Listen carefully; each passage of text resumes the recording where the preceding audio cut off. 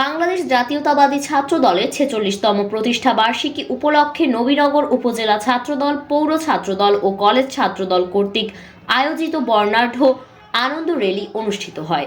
Rally শেষে পথসভা অনুষ্ঠিত হয়। উপজেলা ছাত্রদলের সাবেক সদস্য সচিব আব্দুল্লাহ আল উদয়ের সঞ্চালনায় সভাপতিত্ব করেন নবীনগর উপজেলা ছাত্রদলের সাবেক সিনিয়র যুগ্ম আহ্বায়ক অনন্ত হীরা।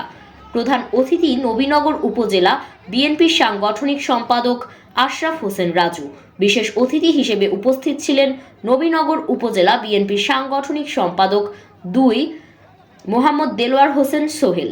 নবীনগর উপজেলা বিএনপির সভাপতি অ্যাডভোকেট এম.এ. মান্নান সাহেবের নেতৃত্বে ঐক্যবদ্ধ হয়ে কাজ করার অঙ্গীকারের বক্তব্য করেন। নবীনগরের ছাত্রদেরকে সুসংগঠিত করার লক্ষ্যে কাজ করার প্রত্যয় ব্যক্ত করেন।